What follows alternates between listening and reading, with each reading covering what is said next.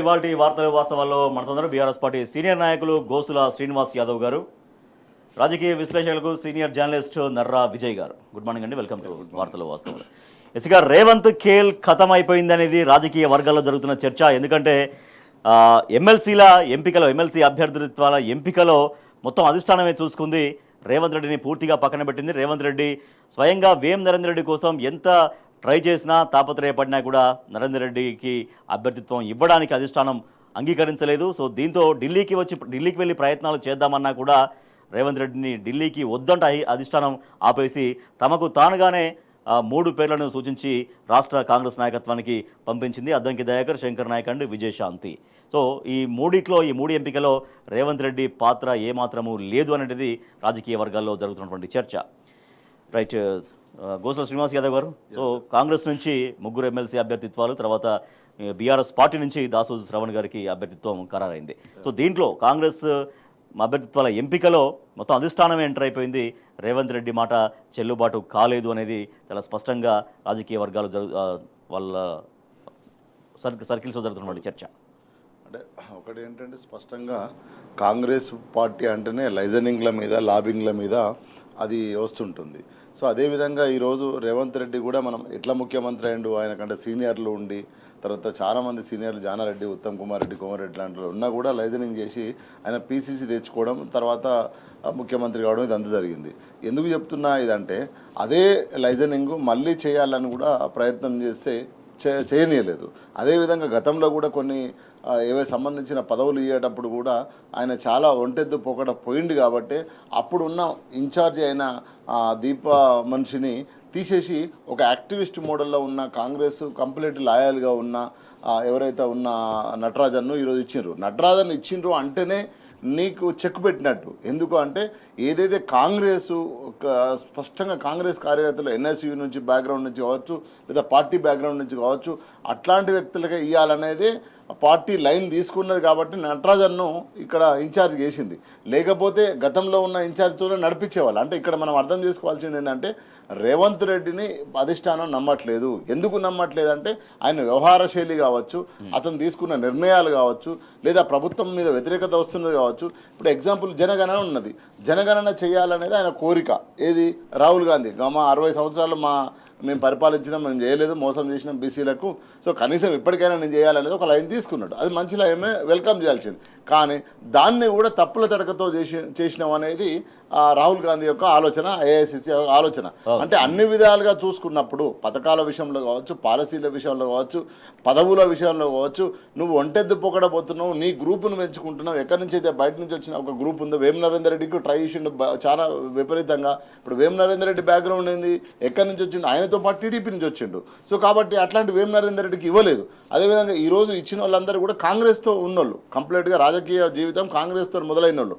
ఒక మా విజయశాంతి బయట నుంచి వచ్చి, ఆ పార్టీ నుంచి వచ్చి సినిమా వచ్చింది తప్ప, మిగతా ఇద్దరు కూడా శంకర్ నాయక్ కావచ్చు, లేదా దయాకర్ కావచ్చు, దయాకర్ ఉద్యమంలో నుంచి అదేవిధంగా కాంగ్రెస్లో చేరి కాంగ్రెస్లో కొనసాగుతుండు. శంకర్ నాయక్ కంప్లీట్ కాంగ్రెస్ కార్యకర్త. అంటే ఆ విధంగా తీసుకోవడానికి కారణం ఏంటంటే, ఈయన ఏదైతే బయట నుంచి వచ్చిన టీంను తీసుకొచ్చి ఇవ్వాలనుకుంటే ఇవ్వలేదు. అదేవిధంగా ఇప్పటివరకు 39 సార్లు పోతే దాదాపు 20 సార్ల 28 సార్ల కేంద్ర మంత్రులను మోడీని కలిసిండు. కానీ అందులో ఒక 4-5 సార్లు కూడా రాహుల్ గాంధీని కలవలేదు. ఎందుకు కలవలే అంటే, ఆయన చేస్తున్న ఏదైతే చేష్టలు ఉన్నాయో ప్రజలకు కానీ, లేదా అంటే ఆ పార్టీ ప్రభుత్వానికి కానీ, లేదా పార్టీకి కానీ ఎట్లాంటి లాభం లేదు. కాబట్టి రేవంత్ రెడ్డి స్పష్టంగా పక్కన పెట్టి వాళ్ళ సోర్స్ ఆఫ్ ఇన్ఫర్మేషన్, వాళ్ళ ఏఐసిసి, అందుగురించే నేషనల్ పార్టీ ముగ్గురు ఎమ్మెల్సీ అభ్యర్థుల ఎంపికలో ఒకరేమో శంకర్ నాయక్ అంటే జానారెడ్డి గారి మనిషి అని చెప్తుంటారు. తర్వాత అద్దంకి దయాకర్ కోసం ముందు నుంచి అప్పుడు రేవంత్ రెడ్డి ప్రయత్నం చేసినా కూడా తర్వాత ఆగిపోయింది.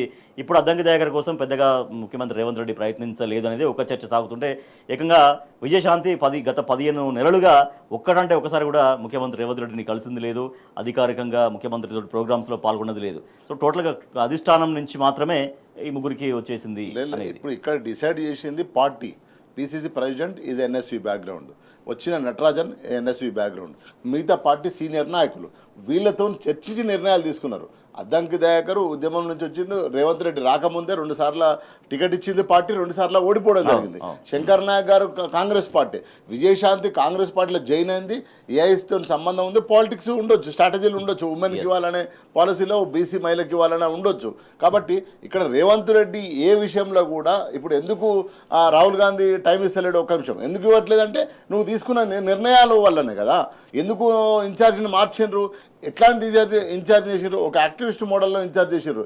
ఏదైతే అంగు ఆర్భటాలు నువ్వు చేస్తున్నా నచ్చకనే కదా ఇవన్నీ చేసింది. కాబట్టి స్పష్టంగా రేవంత్ రెడ్డిని ఢిల్లీ పెద్దలు నమ్మట్లేదు అనేది స్పష్టంగా అర్థమవుతుంది మనకు. అది అది అది ఓపెన్ చర్చ జరుగుతుంది. అందులో భాగంగానే ఈరోజు ఆయన ఏమనుకున్న ప్రపోజల్స్ ఏవైతున్నాయో ఆ ప్రపోజల్ ఒక్కటి కూడా కాలే.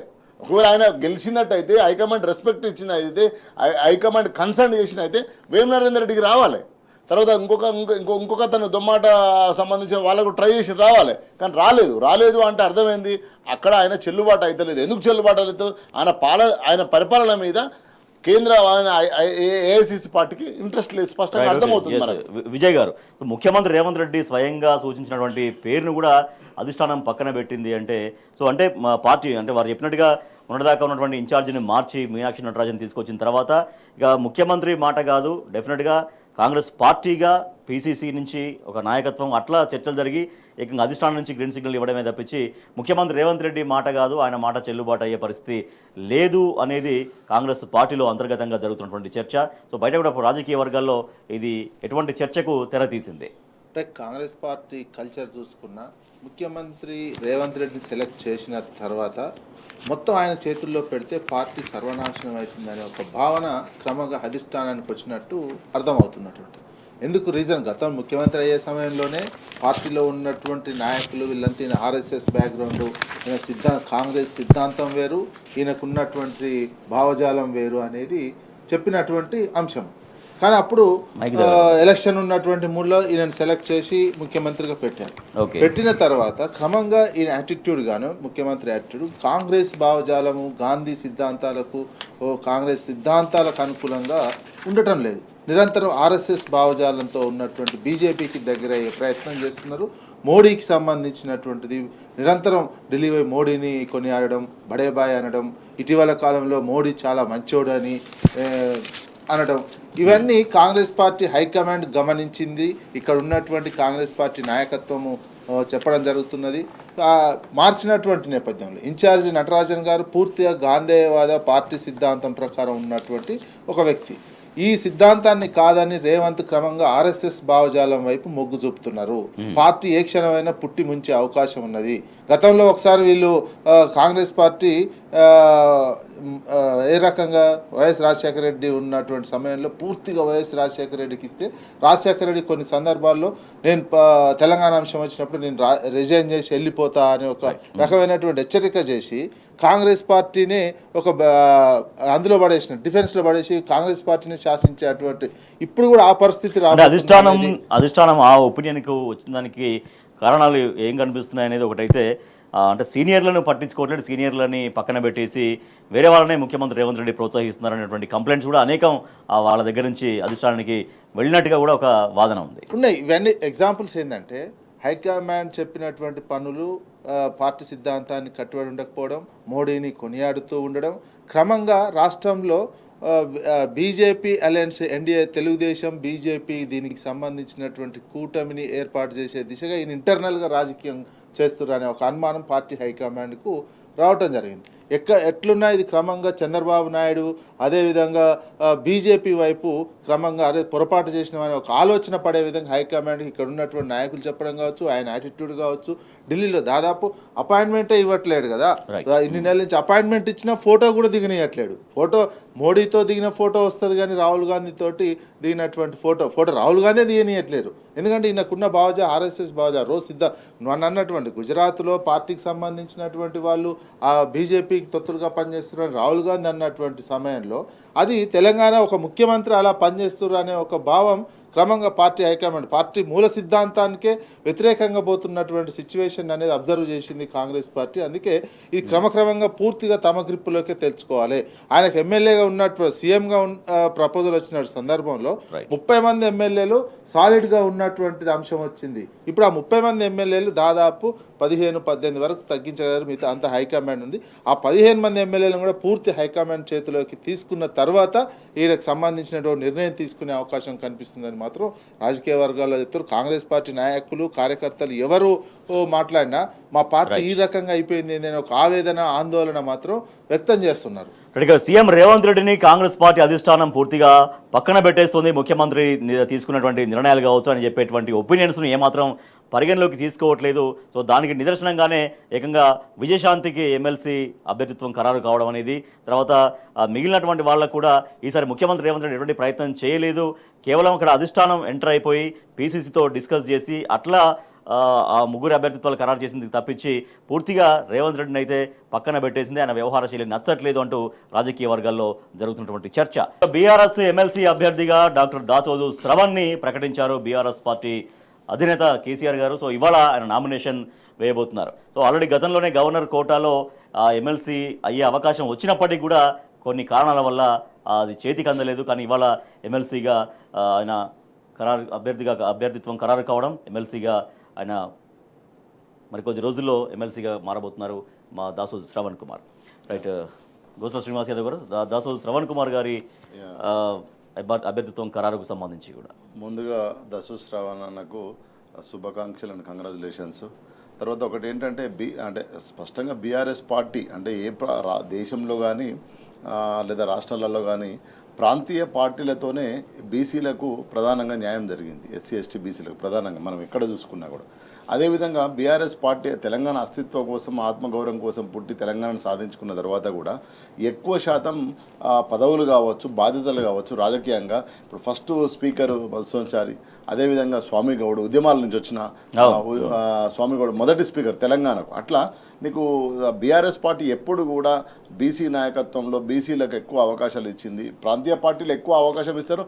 అందులో బీఆర్ఎస్ పార్టీ స్పష్టంగా ఈ తెలంగాణ ఆత్మగౌరవం కోసం పుట్టిన పార్టీగా, తెలంగాణ హక్కుల కోసం పుట్టిన పార్టీగా ఈరోజు స్పష్టంగా తెలంగాణలో బీసీ వర్గాలకు ఎక్కువ పదవులు ఇవ్వడం జరుగుతుంది.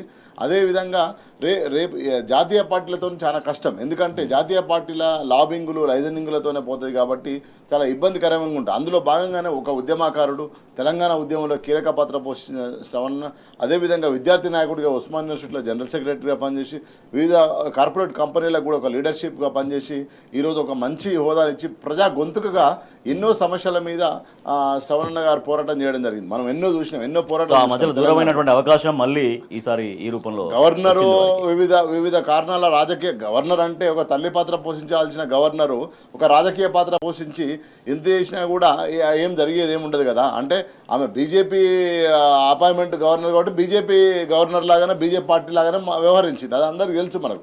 మన ఒక్క విషయం కాదు, చాలా విషయాలు కూడా ఈవెన్ ఆర్టీసీ కార్మికుల విషయంలో కూడా అట్లనే ప్రవర్తించింది. చాలా నానా గోసపెట్టింది. ఈరోజు ఆమె ఏ పరిస్థితులు ఉందో మనకు తెలుసు. అంటే మనం ప్రజల కోసం మంచి చేయాలి, వ్యక్తుల కోసం మంచి చేయాలి, సమాజం కోసం మంచి చేయాలి. అప్పుడు ఆటోమేటిక్గా మనకు మంచి జరుగుతుంది. అంతేగాని ఒక డిఫరెంట్ మోడల్లో ఒక కుట్రకూరంగా జరిగితే చేయదు. కాబట్టి ఈరోజు ప్రాంతీయ పార్టీలతోనే బీసీలకు అవకాశం ఉంది.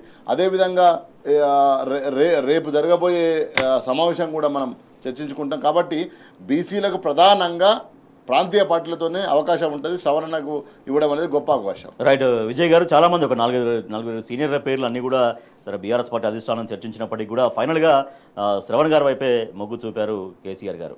సో ఆయన ఎఫర్ట్ పెట్టినటువంటి విధానం కావచ్చు, ఆయన అన్నట్టుగా ఉద్యమాల్లో ఉన్నటువంటి విధానం కావచ్చు, ఒక సబ్జెక్టు పట్ల అవగాహన కావచ్చు, ఇవన్నీ కూడా ఎట్లా పనిచేసినాయి ఆయన అభ్యర్థిత్వ ఖరారు కోసం?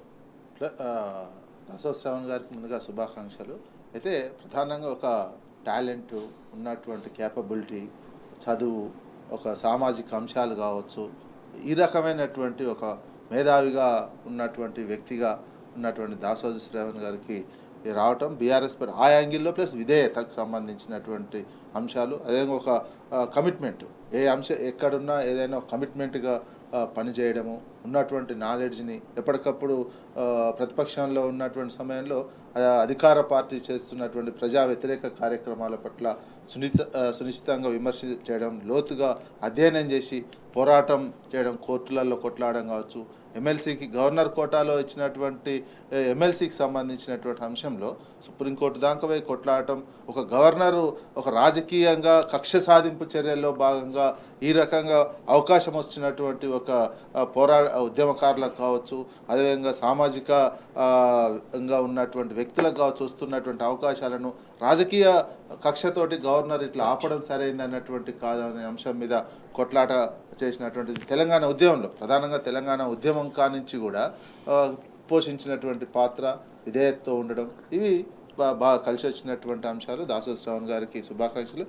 బీఆర్ఎస్ పార్టీ చూసినట్లయితే ఒక ఉద్యమంలో కమిట్మెంట్ ఉన్నట్లయితే ఎప్పటికైనా ఒక అవకాశాలు ఉంటాయి అనేది ఒక పార్టీ ఇండికేషన్ కూడా కార్యకర్తలకు రెడీగా ఎల్లుండి నుంచి అంటే 12th నుంచి రాష్ట్ర బడ్జెట్ అసెంబ్లీ బడ్జెట్ సమావేశాలు మొదలు కాబోతున్నాయి. ఈ మేరకు రేపు బీఆర్ఎస్ ఎల్పీ సమావేశం ఉంటుంది. తెలంగాణ భవన్లో బీఆర్ఎస్ అధినేత కేసీఆర్ వారికి దిశానిర్దేశం చేయబోతున్నారు. రైట్, శ్రీనివాస్ యాదవ్ గారు, బడ్జెట్ సమావేశాలకు సంబంధించి రాష్ట్ర బడ్జెట్ ఎట్లా ఉండే అవకాశం ఉందనేది ఒకటైతే, సో రేపు జరగబోయేటువంటి బీఆర్ఎస్ ఎల్పీ భేటీలో మీ పార్టీ ఎమ్మెల్యేలకి పార్టీ అధినేత కేసీఆర్ గారి దగ్గర నుంచి ఎటువంటి దిశానిర్దేశం వెళ్ళే అవకాశం ఉంది? ఫస్ట్ ప్రధానంగా ఏంటంటే ప్రజలు తెలంగాణను సాధించుకున్న తర్వాత 10 ఏళ్ళు అద్భుతమైన అవకాశం ఇచ్చిండ్రు. కేసీఆర్ గారి నాయకత్వంలో అద్భుతంగా ఈరోజు తెలంగాణలో అభివృద్ధి చేయడం జరిగింది. తర్వాత ఒక ప్రతిపక్ష హోదా ఇచ్చిండ్రు. ప్రజల వైపు నుండి ప్రశ్నించండి, ప్రజల వైపు నుండి ప్రభుత్వాన్ని ప్రశ్నించండి అని ఒక మంచి హోదాని ఇచ్చిండ్రు. ఈరోజు ఈ 15 నెలల కాలంలో అద్భుతంగా బీఆర్ఎస్ పార్టీ ప్రజల పక్షాన ప్రతి ఒక్క ఇష్యూ మీద, ఒక లగాచర్ల కావచ్చు, అదేవిధంగా ఒక హైడ్రా కావచ్చు, ఒక కేఎంబీఆర్ కావచ్చు, ఎక్కడ ఒక పిల్లలు చనిపోతుంటే హాస్టళ్లలో కావచ్చు, ప్రతిపక్ష హోదా 100కు 100% ప్రజల పక్షా నుండి ప్రజల గొంతుకై బీఆర్ఎస్ పార్టీ పోరాటం చేసింది. ఇది పోరాటం బీఆర్ఎస్ పార్టీ కొత్త ఏం కాదు. కేసీఆర్ గారి నాయకత్వం దాదాపు 15 సంవత్సరాల పోరాటం చేసి తెలంగాణ సాధించుకున్న బీఆర్ఎస్లో ఎమ్మెల్యేలైన బీఆర్ఎస్ పార్టీ కావచ్చు, బీఆర్ఎస్ ఎమ్మెల్యేలకు కావచ్చు, ఎమ్మెల్సీలకు కావచ్చు, కొత్త కాదు. కానీ అదే కమిట్మెంట్తోని ఏదైతే మేము 15 ఏళ్ళు పనిచేసినామో పార్టీ లైను, ఆ లైన్తోనే ఈరోజు ప్రజల పక్షాన పోరాటం చేసి ప్రతిసారి ఇష్యూను ఈరోజు మేము అడ్రస్ చేసి వాళ్ళని చెక్ పెట్టి కరెక్ట్ చేయడం జరిగింది. ఈరోజు పోరాటం చేస్తేనే కదా లగాచర్ల ఆగిపోయింది, జీవోను రద్దు చేసుకున్నారు, అదేవిధంగా హైడ్రాను ఆపినరు, అదేవిధంగా మూసి శుద్ధీకరణ అక్కడ ఆడ ఎత్తేసినరు. ఎట్లా జరిగిందంటే బీఆర్ఎస్ పార్టీ పోరాటం చేయడం వల్లనే జరిగిందనేది స్పష్టంగా అర్థమవుతుంది. అదేవిధంగా ఈరోజు రేపు జరగబోయే అసెంబ్లీలో ఈ కాంగ్రెస్ పార్టీ స్పష్టంగా అమలు కాని హామీలు ఇచ్చి అధికారంలోకి వచ్చింది. ఒక్క నిమిషం రాజేష్ గారు, ఎందుకంటే ఇప్పుడున్న మేధావైన మన బట్టి విక్రమార్క గారు, ఆర్థిక శాఖ మంత్రి, అదేవిధంగా డిప్యూటీ సీఎం గారు, మీలాంటి సీరియస్ జర్నలిస్టు అడిగితే మీరు తులం బంగారం అంటున్నారు, ఇది సాధ్యమవుతుందా అంటే మేము అనలిస్టులతోని, ఆర్బీఐ గవర్నర్లతోని, మేధావులతోని, ఇట్లాంటి వాళ్ళతో మేము మాట్లాడి మేము తులం బంగారం ఇస్తామని చెప్పారు. ఏది తులం బంగారం? ఒక్క చెల్లెకి ఇచ్చిండ్రా? ఒక అక్కకు 2500 ఇచ్చినా? అంటే అమలు కానీ హామీలు ఇచ్చి అధికారంలోకి వచ్చారు. రేపు జరగబోయే సమావేశం బడ్జెట్ సమావేశం రేపు స్పష్టంగా నిలదీస్తాం. బీఆర్ఎస్ పార్టీ నుంచి, బీఆర్ఎస్ ఎల్పీ నుంచి నిలదీసి ఎట్లా నువ్వు చెప్పినావు, ఏమి నీ దగ్గర ఉన్నాయి, ఎంత ఉన్నది నిధులు, ఏం జరుగుతున్నది, ఏం చేయబోతావు, నీ స్కీములు ఎట్లా ప్రకటించిన 6 గ్యారంటీలు,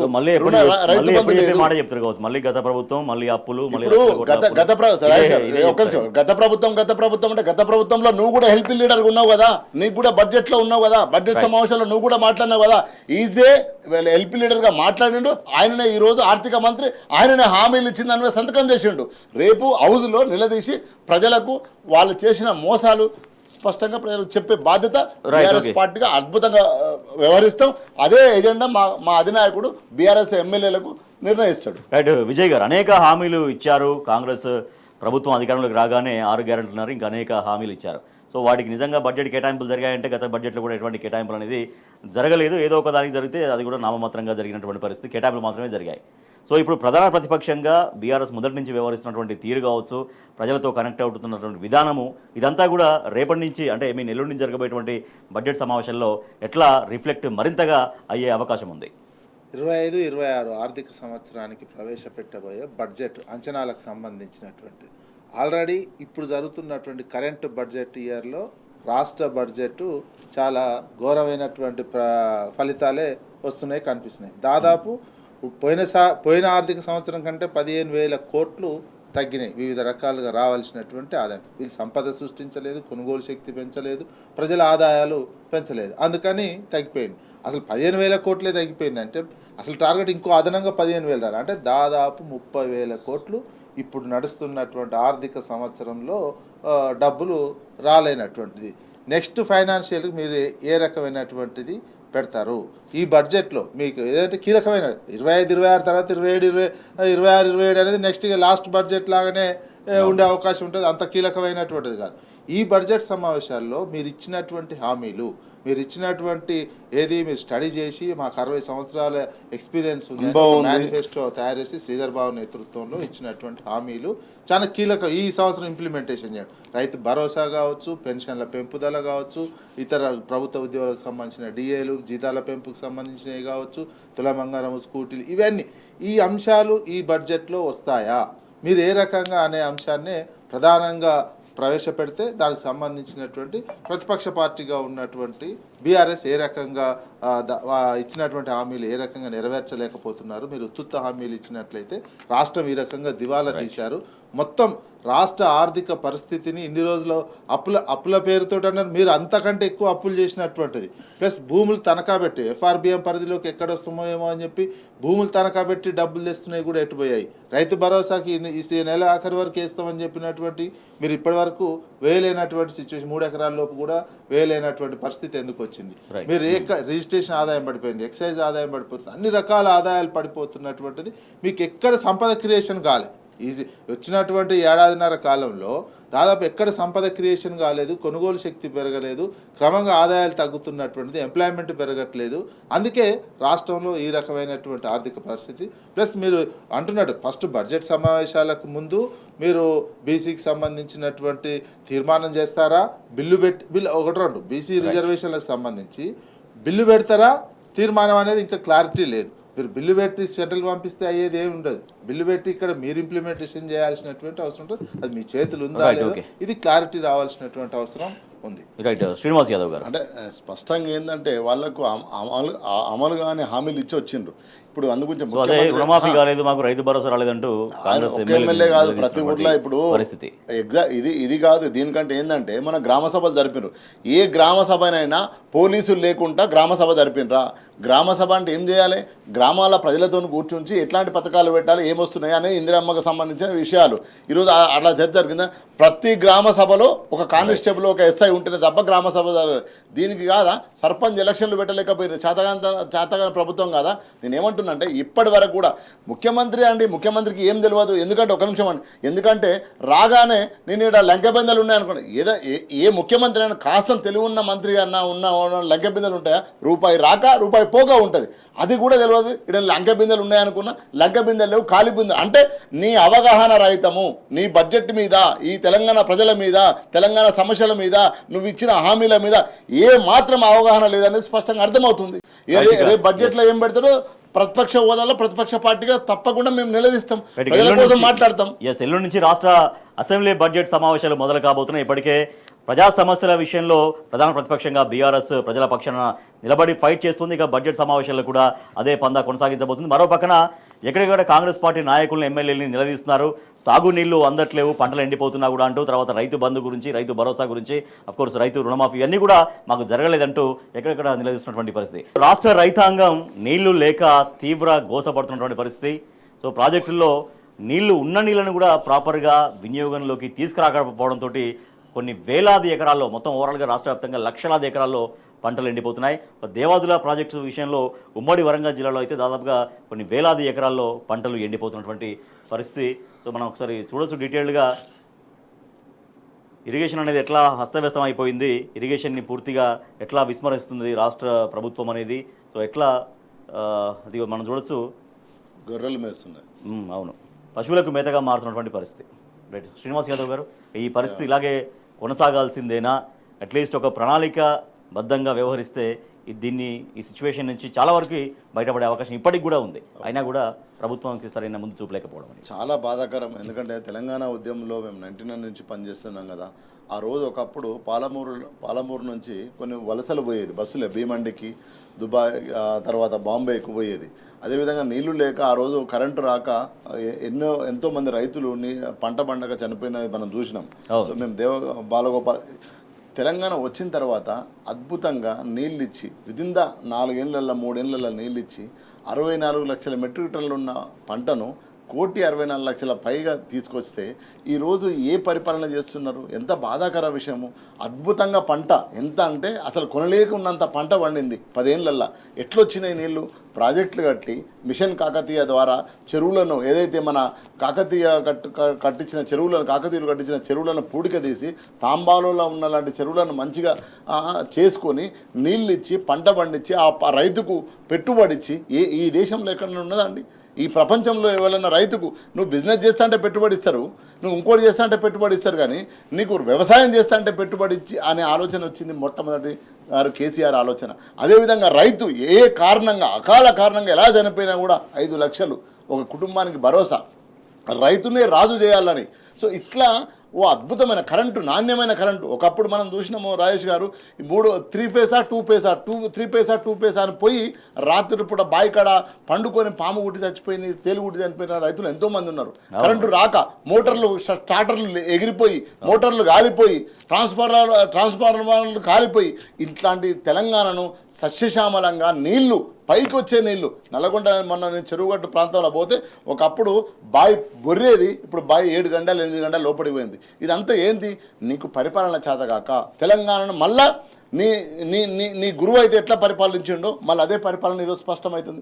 ఎక్కడన్నా రైతు ఈరోజు ఏదైతే మెజిస్ట్రేట్ ఏదైతే ఎంఆర్ఓ దగ్గర పోయి చనిపోతాడు అండి, మేడ్చల్లి మండలంలో ఎంఆర్ఓ ఆఫీస్లో పోయి చనిపోయాడు. ఒక రైతు బ్యాంకులో పోయి చనిపోయాడు.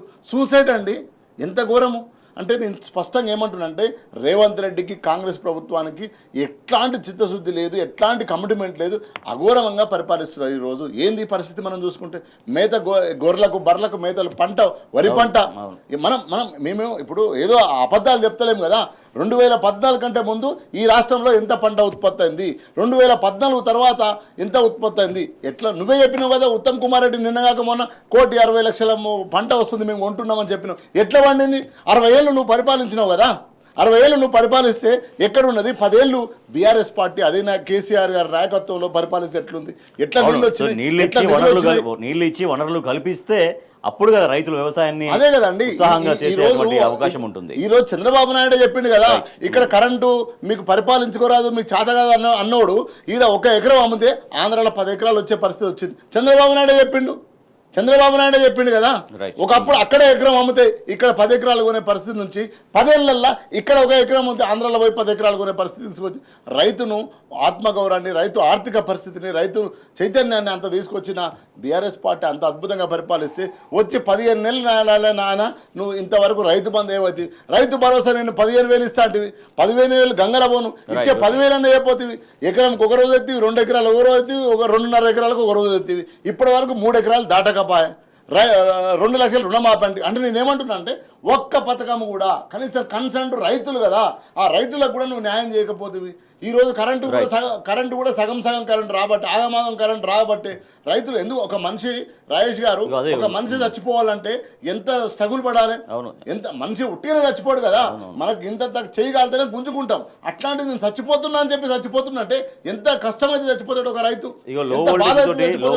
మోటార్లు కాలిపోతున్నాయి, తర్వాత వంతుల వారిగా నీళ్లు బారించుకుంటున్నాం అంటూ రైతులు ఆవేదన వ్యక్తం చేస్తున్నారు. నేనేమంటున్నా, నేను గ్రామాల వాతావరణం నుంచి ఒక మూల అమ్మితే నేను బతుకుతా, ఒక మూల అమ్మితే నా ఇల్లు కట్టుకుంటా, ఒక మూల అమ్మితే నా బిడ్డ పెళ్లి చేసుకుంటా అనుకునే రైతు మొన్నటిదానిక ఈ రోజు చచ్చిపోయే పరిస్థితి ఎందుకు వచ్చిందండి? ఎంత బాధాకరం.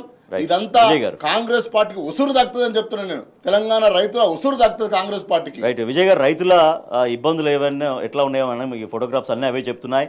సో ఎండిన పొలంలో రైతులు కూర్చుంటున్నారు, తర్వాత ట్యాంకర్లతో నీళ్ళు పొలం నడుపుకుంటున్నారు, చాలా చోట్ల పశువులకు మేతగా వేసుకుంటున్నారు, ఇంకా చేసేది ఏం లేక. సో ఈ ఫోటోగ్రాఫ్ కూడా మనం ఒకసారి చూడొచ్చు, మరొకసారి దీన్ని తీసుకోండి. సో ఇది 2023లో కాళేశ్వరం నీటితో కలకలాడుతున్నటువంటి సూర్యాపేట జిల్లా పెన్పహాడ్ మండలం మాచారం పరిధిలోని రావి చెరువు. ఈ సమయానికి 2023లో కానీ ఇవాళ ప్రస్తుతం నీళ్ళు లేకుండా అడుగంటిపోయినటువంటి రావి చెరువు. ఇదే చెరువు ఒకప్పుడు ఇట్లా ఉండే, ఇప్పుడు అట్లా మారింది. అంటే ప్లానింగ్ లేకపోవడంతో ప్రభుత్వం దగ్గర ఆ చెరువులను నింపేటువంటి ప్రణాళిక లేకపోవడంతో ఇట్లా రాష్ట్ర వ్యాప్తంగా అన్ని చెరువుల పరిస్థితి ఇదే. దీంతో భూగర్భ జలాలు మొత్తం అడుగంటిపోయి రైతులు ఇవాళ సాగునీటికి తీవ్రంగా ఇబ్బందులు పడుతున్నటువంటి పరిస్థితి, భూగర్భ జలాలు లేక కూడా.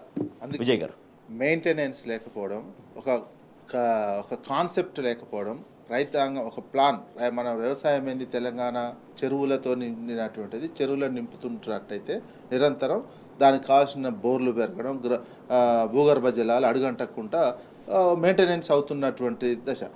దాని కాన్సెప్ట్ని మానేసి కాళేశ్వరంని రిపేర్ చేస్తే ఈ సమస్యే ఉండకపోతుండే, ఏ దానికి సమస్య రాకపోతుండే. ఎందుకంటే ఇప్పుడైనా అది ఎక్కడైనా దాదాపు 4,000-5,000 ఎంత ఎండాకాలంలోనైనా 4,000-5,000 క్యూసెక్ల నీళ్ళు పోతున్నటువంటి నిల్వ చేసుకొని ఎత్తిపోసుకునే అటువంటి అవకాశం ఉండే. ఎత్తిపోసుకోవడం చెరువులు నింపుతూ ఉంటే రైతాంగానికి ఇబ్బంది. మనం ఒక 7-8 సంవత్సరాల నుంచి అసెంబ్లీ సమావేశాల సమయంలో ఎండిపోయిన కంకులు తీసుకొచ్చి ఏ ప్రతిపక్ష పార్టీ కూడా నిరసన చెప్పలే, మాకు పంటలు ఎండిపోతున్నాయనో ఇంకేదే నీళ్లు రాలేదని. ఇప్పుడు ఎక్కడ చూసినా అవే కనిపిస్తున్నాయి ఫోటోలు. ఇక రేపు అసెంబ్లీ సమావేశాల్లో ఫస్ట్ ఎండిపోయిన వరి కంకులతోటే మొదలయ్యే అవకాశం కూడా ఉమ్మడి ఆంధ్రప్రదేశ్లో ఉన్నటువంటిది. ఒకటి కరెంటు లో వోల్టేజ్ వస్తున్నది, మోటార్లు కాలిపోతున్నాయి, ఎండిపోయి బండ్లే తిప్పుతున్నారు. ట్యాంకర్ల ద్వారా చూసినా అండి, ట్యాంకర్ల ద్వారా పెట్టి వర్షానికి నీళ్ళు పెట్టే అంశం అయితే ఈ మధ్యకాలంలో మనం చూడలే. ఎంత వ్యతిరేకమైనటువంటి తెలంగాణ వ్యతిరేక పత్రికలలో కూడా మనం అది చూడలేదు. ఇప్పుడు మళ్ళీ ఆ పరిస్థితి 15 నెలల కాలంలోనే ఆ పరిస్థితి. ఎండలకు పంటలు ఎండిపోతున్నా కూడా నన్నే తిడుతున్నారు. అదే నిన్న దాన్ని రియాక్ట్ అయ్యారు. కేసీఆర్ కాలంలో ఎండలు లేవా అంటూ హరీష్ రావు గారు ప్రశ్నించారు. అదే కదా ఒక విచిత్రమైన, ఒక ముఖ్యమంత్రి పంటలు ఎండిపోతే కూడా నన్నే అంటున్నారు అంటే మరి ముఖ్యమంత్రినే అంటారు. పంటలు ఎండిపోకుండా వేసుకోమని చెప్పి వేసుకున్న తర్వాత ఆ నీళ్ళని అందించలేక ఎండిపోతుంటే ప్రభుత్వం చోద్యం చూస్తుండే. మరి ఉన్నది ప్రభుత్వం ఉన్నదే అందుకు కదా, ఒక ముఖ్యమంత్రిగా ఉన్నదే. మీరు 38 సార్లు ఢిల్లీకి పోయిరండి. ఢిల్లీకి పోయినంత సమయం ఇక్కడ కేటాయించి నీటి నిర్వహణకు సంబంధించి, మెయింటెనెన్స్ సంబంధించి, కాలువల మెయింటెనెన్స్ సంబంధించి, కరెంటు మెయింటెనెన్స్, కరెంటుది ఏమైంది? ఉత్తరప్రదేశ్కి సంబంధించినటువంటి ఫిబ్రవరి 28కు 2-3 వేల మెగావాట్లు కట్ అయిపోయింది. ఉత్తరప్రదేశ్తో ఒప్పందం ఉన్నది. ఈ నెలాఖరికి మధ్యప్రదేశ్ తోటి అయిపోతుంది, ఛత్తీస్గఢ్ది కూడా అయిపోయే.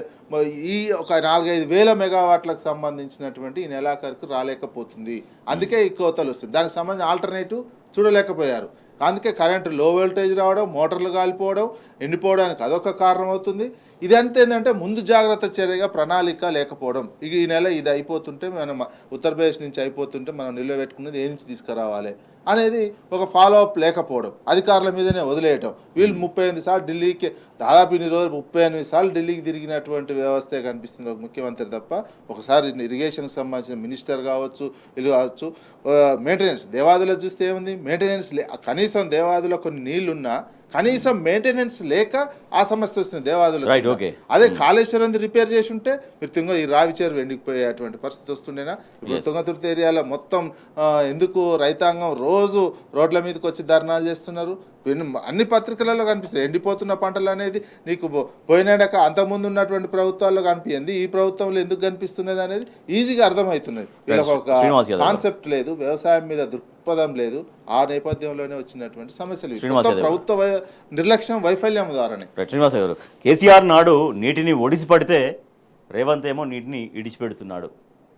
ఇది కాంగ్రెస్ తెచ్చిన కరువు, కాలం తెచ్చిన కరువు కాదు అనేది హరీష్ రావు గారు చెప్పినటువంటి మాట. స్పష్టంగా ఇప్పుడు హరీష్ రావు గారు చెప్పేది ఏంటంటే, స్పష్టంగా ఈరోజు నువ్వు అంటున్నావు ఇది కాలం తెచ్చిన కరువు అంటున్నావు. గతంలో కాలం కరువు తెచ్చినా కూడా నీకు ఒక ప్రణాళిక ఉండాలి కదా. ఎండలు ఇప్పుడే కొడుతుంది అన్నట్టు. అంటే నేనేమంటున్నా, ఈయన ఎట్లా మాట్లాడతాడంటే, మనము ఏంది అక్కడ టీబీ హాస్పిటల్ పట్టుకొని క్యాన్సర్ హాస్పిటల్ అంటాడు, క్యాన్సర్ హాస్పిటల్ పట్టుకొని టీబీ హాస్పిటల్ అంటాడు. ఇది అవగాహన లేకుండా, అంటే ప్రజలపైన కన్సర్న్ లేని వ్యక్తికి, ప్రజలపైన అవగాహన లేని వ్యక్తికి, ప్రజా సమస్యల మీద కమిట్మెంట్ లేకున్న వ్యక్తికి, పరిపాలన రాని వ్యక్తి ఇలానే పరిపాలిస్తాడు కదా. ఈరోజు ప్రజలు ఏమైందంటే వాళ్ళు ఇచ్చిన హామీలకు ఆగమాగం అయిపోయారు తప్ప ఈరోజు కనీసం నీళ్లు పంటలకు మనం రాష్ట్రంలో దాదాపు 70-75% పైగా మన జీవన విధానం బతుకు తెరువు వ్యవసాయం మీద ఆధారపడి ఉంది. ఆ వ్యవసాయదారునికి సంబంధించిన నువ్వు ఏ పథకాలని 6 గ్యారెంటీలు పెట్టినావో ఒక్కటి కూడా అమలు కాకపాయే. 2 లక్షల రుణమాఫీ అంటివి, అది కాకపాయే. రైతు బంధు అంటివి, అది కాకపాయే. సరిగా నీళ్ళు ఇవ్వపోతివి, సరిగా పంట కొనపోతివి, సరిగా కరెంట్ ఇవ్వపోతివి. నువ్వు ఏం చేస్తావు నాయన? నువ్వు ఎవరికి చేస్తావు నువ్వు అంటే నీకు ప్రజలపైన కన్సర్న్ లేదు, బాధ్యతతో లేదు, పరిపాలన రావట్లేదు. మీలా ఒకరోజు ముఖ్యమంత్రి అంటాడు నాకు ఎవరు సహకరిస్తలేరు. What is is going on? ముఖ్యమంత్రి ఎవరు సహకరిస్తలేరంటే మరి వెళ్ళిపో, దిగిపో, ఇంకెవరైనా పెట్టుకుంటారు వాళ్ళు.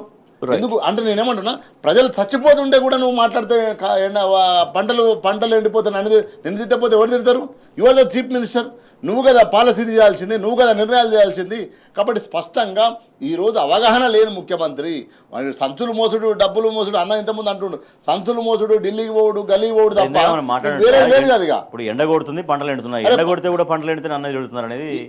ఎండ కొడుతుంది, ఎండ కొడుతుంది కొత్తగా ఇదేమన్నా ఈసారి ఎండ కొడుతుందా? ఈయన ముఖ్యమంత్రి అయినాకనే ఎండ కొడుతుందా? 10 ఏళ్ళు ఎండ కొట్టలేదా? 10 ఏళ్ళు పంట పంటలేదా? అరే లెక్కలు చెప్తున్నాయి కదా. నీ దగ్గర అధికారులు ఉన్నారు.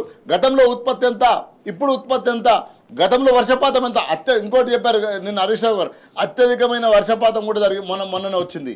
వర్షపాతం కూడా తక్కువ లేదు కదా నీకు. రైట్. నువ్వు ఎందుకు అంటే నువ్వు కాళేశ్వరం బదనాం చేసి, అన్ని ప్రాజెక్టులు బదనాం చేసి, ఆగమాగం చేసి, అడివడి చేసి తెలంగాణ ఈరోజు ప్రజలు చనిపోవడానికి, రైతులు చనిపోవడానికి ప్రధాన కారణం ఎవరు అంటే ముఖ్యమంత్రి అనేది అర్థమవుతుంది. ఇప్పుడు సాగునీటి కష్టం అనేది ఎట్లా ఉంది?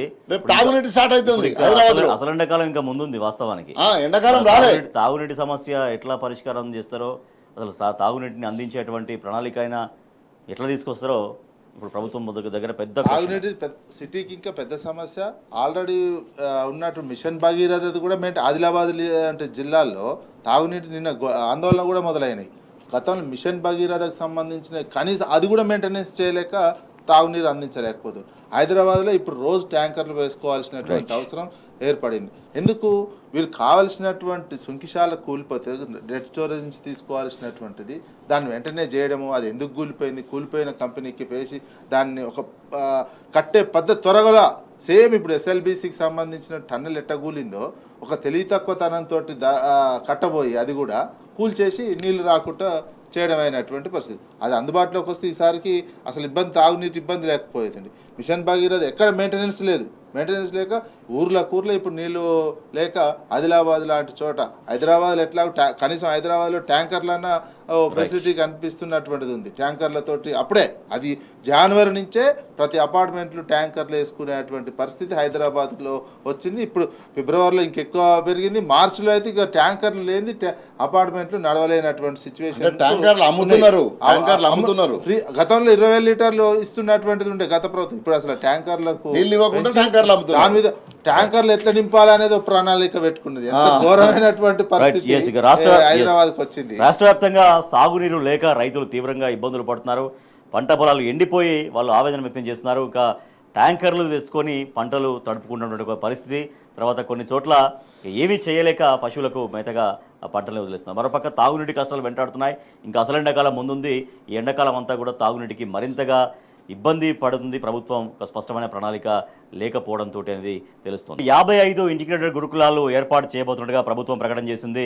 సో దానికి సంబంధించిన కేటాయింపులు కూడా చూస్తే 55 గురుకులాల్లో మొత్తం కాంగ్రెస్ పార్టీ ఎమ్మెల్యేలు ఎక్కడైతే ఉన్నారో ఆ నియోజకవర్గాల్లో మాత్రమే మెజారిటీ, మొత్తం 50 గురుకులాలు అక్కడే.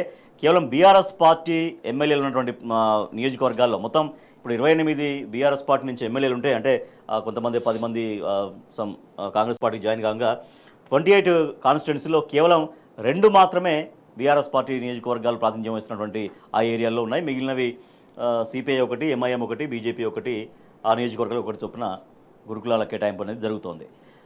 రైట్, శ్రీనివాస్ యాదవ్ గారు, సో ఈ గురుకులాల కేటాయింపు ఏం చెప్తోంది? బీఆర్ఎస్ పార్టీ ప్రాతినిధ్యం వహిస్తున్నటువంటి నియోజకవర్గాల్లో మొత్తం 2 మాత్రమే, ఒకటి మేడ్చల్లో, తర్వాత ఇంకొకటి ఆసిఫాబాద్లో. అంటే ముఖ్యమంత్రి గారు విద్యాశాఖ మంత్రి, ముఖ్యమంత్రి ఆయన దగ్గర ఉంది కాబట్టి ఈరోజు ముఖ్యమంత్రి అంటే తెలంగాణ ప్రజలందరికీ ముఖ్యమంత్రి. ఓన్లీ కాంగ్రెస్ పార్టీ ఎమ్మెల్యేలకు, కాంగ్రెస్ పార్టీ ఓట్లు వేసిన ఎమ్మెల్యేలకే ముఖ్యమంత్రి కాదు. ముఖ్యమంత్రి అంటే మొత్తం తెలంగాణలో ఉన్న అంత సమాజానికి ముఖ్యమంత్రి అనే సోయి ఆయనకు లేదు. ఒకటి. రెండో విషయం, ఈరోజు గురుకులాలు మొదలు పెడుతుంది కానీ ఉన్న గురుకులాలను కొనసాగించే పరిస్థితి కూడా లేదు స్పష్టంగా. ఎందుకంటే ఎంత దారుణమైన పరిస్థితి అంటే, అంతకుముందు గురుకులాలు ఎన్ని ఉండయి, దాదాపు 1000 గురుకులాల పైన మనం ఓపెన్ చేసుకొని మనం స్టార్ట్ చేసుకొని మంచి నాణ్యమైన విద్యను మనం 10 ఏళ్ళు అందించిన బీఆర్ఎస్ పార్టీ కేసీఆర్ గారి నాయకత్వంలో ఈరోజు అండి స్పష్టంగా ఇప్పుడు విద్యాశాఖ మంత్రి లేడండి. 15 నెలలు అయింది ఇప్పటి వరకు. 15 నెలల్లో విద్యాశాఖ మంత్రి లేరు. విద్యార్థులు దాదాపు 49 మంది పైగా విద్యార్థులు వివిధ రకాలుగా ఫుడ్ పాయిజన్ వల్ల పాము గుట్టి తేలుగుట్టి చనిపోతే ఇప్పటి వరకు కూడా ఒక రివ్యూ జరగలేదండి ముఖ్యమంత్రి గారితో. సెక్రటరీ రివ్యూ చేయలే. హరీష్ రావు గారు మిగతా వాళ్ళు పోయి వాళ్ళ దగ్గరికి పోయిన తర్వాత తప్ప ఈరోజు ఆ పరిస్థితి లేదు ప్రభుత్వం దగ్గర. నేనేమంటున్నా అంటే మీకు పరిపాలించే ప్రజలపైన కన్సర్నే లేదు. అదేవిధంగా విద్యార్థులు చనిపోతుంటే పట్టించుకోలేదు. ఒక విద్యార్థి చనిపోతే కురుకురే తిని చచ్చిపోయినట్టు. ఎంత ఘోరం అండి కురుకురే అంటే. నేను ఎందుకు చెప్తున్నా అంటే ఇవన్నీ విద్యాశాఖ మంత్రి లేడు, హోంశాఖ మంత్రి లేడు, సంక్షేమ శాఖ మంత్రి లేడు. ఏదైతే రోజు జరిగే క్రైమ్ సంబంధించిన క్రైమ్ను ఆపరేట్ చేసే హోంశాఖ లేదండి. ముఖ్యమంత్రి తర్వాత ప్రధానమైన శాఖ ఏంటంటే హోంశాఖ. అదేవిధంగా విద్యాశాఖ ఈరోజు మాట్లాడుతున్న గురుకులాల గురించి. వాళ్ళ గురుకులాలలో అసలు ఆ బిల్లే లేవు కదా, బిల్లే ఇవ్వట్లేదు వాళ్ళు ఇప్పటి వరకు. కాబట్టి ప్రభుత్వానికి ఓన్లీ మా పార్టీ ఎమ్మెల్యేల దగ్గరనే ఇస్తాము, మా పార్టీ ఎమ్మెల్యేలు ఉన్న ప్రాంతంలో మేము గురుకులాలు ఇస్తాము, మా ఎమ్మెల్యేలు ఉన్న వాళ్ళకే నిధులు ఇస్తామంటే ప్రజలు అట్లా ఊరుకోరు. నువ్వు ఈ రాష్ట్రానికి ముఖ్యమంత్రి అనేది గుర్తుపెట్టుకోవాలి. అదేవిధంగా వాళ్ళకు నాణ్యమైన ఫుడ్ మెనూ ఇవ్వాలి. సో ఇంకో విషయం చెప్తా. చికెన్ తినొద్దని గవర్నమెంట్ రిలీజ్ చేసింది. చికెన్ సప్లై చేయమని హాస్టళ్లలో పెట్టినట్టు. ఎంత ఘోరం చెప్పండి. ఒకవైపు బ్లడ్ ఫ్లో వస్తుందని చికెన్ తినొద్దని గవర్నమెంట్ జీవో ఇచ్చింది. ఒకవైపు చికెన్కు ఆర్డర్ చేసి హాస్టళ్లలో చికెన్ పెట్టమని ఒకవైపు చెప్పారు. ఏ కోఆర్డినేషన్తో పనిచేస్తున్నారు అంటే పిల్లల ప్రాణాలపైన, పిల్లల బతుకు తెరువులపైన వాళ్ళకి ఏమాత్రం కూడా ఈ ప్రభుత్వానికి కమిట్మెంట్ లేదు, కన్సర్న్ లేదు. కాబట్టి ముఖ్యమంత్రి గారు కానీ ముఖ్యమంత్రి ఎట్లా పరిపాలిస్తే ఉంటే కింద అధికారులు కూడా అట్లే ఉంటారు. అందుగురించే కదా ఎట్లాంటి వాళ్ళు కూడా ఒకప్పుడు గురుకులాలలో సీట్లు రావాలంటే ఎమ్మెల్యేలకు మంత్రులకు రికమెండ్ చేసుకున్నది. ఈరోజు మాకు వద్దు ఈ గురుకులాల్లో మా పిల్లలు ఉంచము, మేము ఎట్లన్నా బతుకుంటే బలిశాఖ అయినా బతుకోవచ్చు, మా పిల్లల్ని కాపాడుకుంటామని హాస్టల్ నుంచి పిల్లల్ని తీసుకుంటారు. ఇదంతా కారణం ఏంటంటే ముఖ్యమంత్రికి పరిపాలనలో అవగాహన లేకపోవడమే అనేది స్పష్టంగా అర్థమవుతుంది. విజయ్ గారు, గతంలో గురుకుల వ్యవస్థను చాలా పటిష్టంగా నిర్వహించగలిగింది బీఆర్ఎస్ ప్రభుత్వ హయాంలో. తర్వాత ఈ 15 నెలల కాలంలో గురుకుల వ్యవస్థ అనేది ఎట్లా దిగజారిపోయిందో చూసాం. సరే, కొత్తగా మళ్ళీ ఇంటిగ్రేటెడ్ గురుకులాలు అంటున్నారు. సో ఈ వ్యవస్థనన్నా సమర్థవంతంగా నిర్వహించగలుగుతారా? ఎందుకంటే ఉన్న వ్యవస్థనే కొనసాగించలేనటువంటి పరిస్థితుల్లో ఈ వ్యవస్థ ఎట్లా నిర్వహణ అనేది ఒక ప్రశ్న అయితే, అట్ ద సేమ్ టైం కేవలం కాంగ్రెస్ నాయకులు ఉన్నటువంటి ఎమ్మెల్యేలు ఉన్నటువంటి ఆ ఏరియాలో మాత్రమే గురుకులాలు పెడితే మరి మా పిల్లలు చదువుకోవద్దా, మేము పిల్లలు కాదా, మా వాళ్ళు పిల్లలు కాదా, మాకు చదువులు రావద్దా అంటూ తల్లిదండ్రులు ఆవేదన వ్యక్తం చేసినటువంటి పరిస్థితి. ఇది కూడా ఒక అసమగ్ర, ఒక ప్రణాళిక లేనటువంటి ఒక అంశం. ఇది తీసుకున్నటువంటి ఉన్న దాదాపు 1000 గురుకులాలు ఆల్రెడీ ఉంటే దాన్ని ఏ రకంగా బలోపేతం చేయాలి, దానికి ఎట్లా పర్మనెంట్ సొల్యూషన్ చూపించాలి అనే విధంగా నెక్స్ట్ గవర్నమెంట్ ఆలోచించాలి. ఎందుకు ఇప్పటివరకు ఉన్నటువంటి గురుకులాలలో మన రేంజ్ వేరుంది. తెలంగాణకు సంబంధించినటువంటి దాంట్లో ఇక్కడ చదివిన గురుకులాలలో ఐఐటీలో కావచ్చు, ఎయిమ్స్లో కావచ్చు, ఇతర నేషనల్ ఇన్స్టిట్యూషన్స్లలో బాగా సీట్లు సాధిస్తున్నది. ఏ రాష్ట్రంతో పోల్చినా ప్రభుత్వ గురుకులాలలో చదివినటువంటి విద్యార్థులే ఎక్కువగా పోలిస్తే, ప్రైవేట్ కాకుండా ఓన్లీ ప్రభుత్వాలు, ఇతర రాష్ట్రాల ప్రభుత్వ విద్యా సంస్థలు మన రాష్ట్ర ప్రభుత్వ విద్యా సంస్థలతో పోలిస్తే ఇప్పటివరకు మొన్నటి వరకు కూడా మన వాళ్ళే, మన విద్యార్థులే ఐఐటీస్లో కానీ ఎయిమ్స్లో కానీ మంచి సాధించి అంతర్జాతీయంగా కూడా గుర్తింపు పొందినటువంటిది. ఆ వ్యవస్థను మరింత పటిష్టం చేయాలి.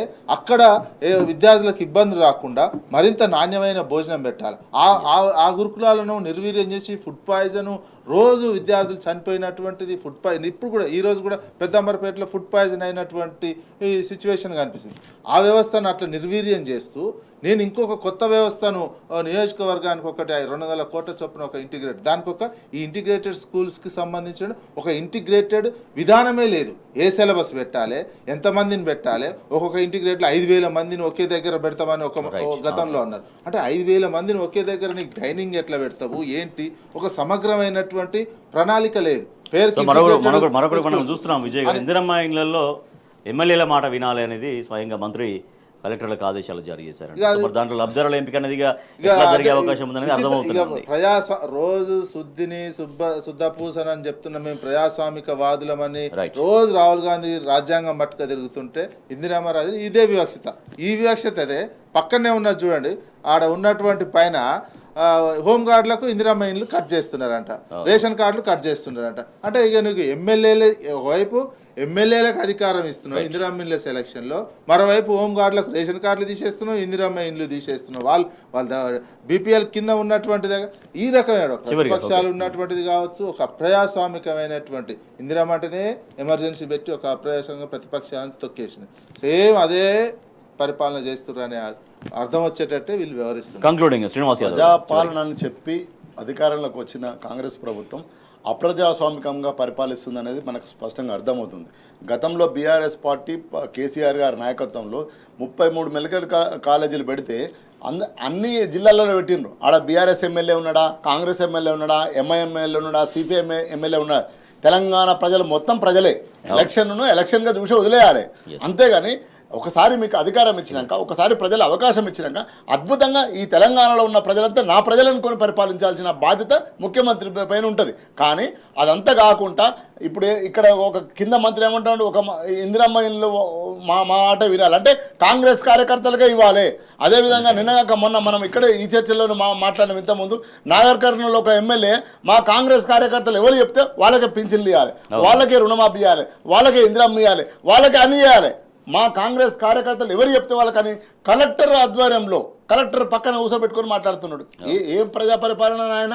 ఒక్కరోజు నన్ను ముఖ్యమంత్రి ప్రజలకు ఒక్కరోజు కలిసిండు, ఆ రోజు నుంచి దిగ్గపోతే అటే పోయింది, అత్తలేదు పత్తలేదు. అంటే ఇప్పటి వరకు కూడా కన్సర్న్ లేదు. ఇప్పటి వరకు మీకు మంచి అవకాశం ఇచ్చిండ్రు, మంచిగా పరిపాలించండి అని ముఖ్యమంత్రి గారు చెప్పిర్రు, మంచిగా బ్లెస్సింగ్స్ తీసుకోమన్నారు ప్రజల పై నుంచి. మళ్ళీ ఒకసారి కూడా రమ్మన్నారు అవకాశం ఉంటే. కానీ మీరేం చేసినారన్నారు, 15 నెలలనే ఆగమాగం అడివడి చేస్తున్నారు ఈరోజు. కాబట్టి ప్రజలు ఇచ్చిన అవకాశాన్ని పరిపాలించండి. లేని పక్షంలో కర్రు కాల్చి వాత పెడతారు, పంటలు ఎండిపోతున్నాయి, పిల్లలు చనిపోతున్నారు, కరెంటు లేదు, విద్యార్థులు లేరు, రియల్ ఎస్టేట్లు చనిపోతున్నారు, బిల్డర్లు చనిపోతున్నారు. ఎవరు చనిపోయింది? ఏ వర్గము ఈరోజు సూసైడ్ చేసుకోవట్లేదు? అన్ని వర్గాలు ఈరోజు చచ్చిపోతున్నారు. ఎందుకు చచ్చిపోతారు? నీ నిర్లక్ష్యం వల్ల, నీ పరిపాలన విధానం రాకపోవడం వల్ల. కనీసం ఇప్పటికైనా మంచిగా పరిపాలించు. లేని పక్షంలో బీఆర్ఎస్ పార్టీ ప్రజల పక్షాన పోరాటం చేస్తుంది తప్పకుండా. రైట్, అన్ని రంగాల్లో అన్ని వర్గాల్లో పూర్తిగా ఒక నైరాశ్యం కనిపిస్తోంది. పూర్తిగా పరిపాలన వైఫల్యం అనేది చాలా స్పష్టంగా కనిపిస్తోంది. అటు సాగునీళ్లు లేక రైతాంగం తీవ్రంగా ఇబ్బందులు పడుతున్న పరిస్థితి, తర్వాత తాగునీటికి కటకట అనేది ఇక మరింతగా తీవ్రమయ్యేటువంటి ప్రమాదం కూడా ఉంది. ఇక ఎల్లుండి నుంచి రాష్ట్ర బడ్జెట్ అసెంబ్లీ సమావేశాలు మొదలు కాబోతున్నాయి. సో ఈ మేరకి ప్రభుత్వం అనేక హామీలు ఇచ్చింది. ఆ హామీల అమలుకు సంబంధించి ప్రధాన ప్రతిపక్షంగా బీఆర్ఎస్ ఎల్లుండి నుంచి జరగబోయేటువంటి బడ్జెట్ సమావేశాల్లో ప్రభుత్వాన్ని ప్రశ్నించబోతోంది. Thank you so much Narra Vijay గారు. Thank you so much Gosula Srinivas Yadav గారు. ఇది వాటి వార్తలు వాస్తవాలు. చూస్తూనే ఉండండి టీ న్యూస్.